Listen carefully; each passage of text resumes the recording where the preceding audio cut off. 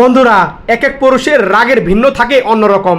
এই ভাইটি তার স্ত্রীর কাপড় ধরলো আর কাপড় ধরে টান দিল। স্ত্রী এভাবে ঘুরে পর্দার আড়ালে লুকিয়ে পড়লো। স্ত্রী অবাক হয়ে গেল। এই স্বামীটা মুড়ির বয়ম ছিল।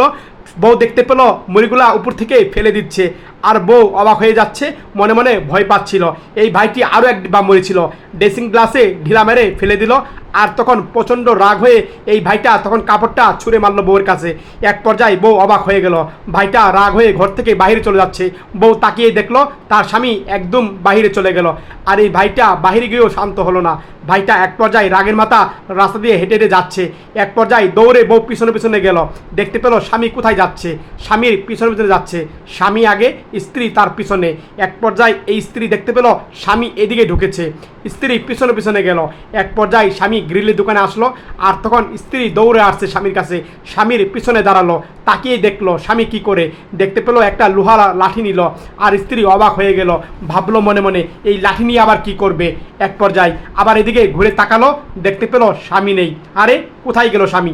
আশেপাশে খুঁজলো এই বোনটি, পেল না। দৌড়ে তখন আবার বাসার দিকে রওনা দিল এই বোনটি। এক পর্যায়ে বাসার কাছে গেল আর দরজা খুললো। দরজা খুলতেই মুখটা ঢেকে ফেললো, আবার মুখটা খুলে দিল।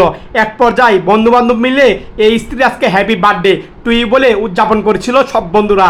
আর স্ত্রী অনেক আনন্দ পেল, অবাক হয়ে গেল। এভাবে জন্মদিন পালন করবে কখনো ভাবিনি। স্বামী এত বড় একটা স্ত্রীকে সারপ্রাইজ দিল। অনেক আনন্দ করছে বন্ধু বান্ধবকে নিয়ে। স্ত্রী মহা খুশি। তখন কেক কাটলো।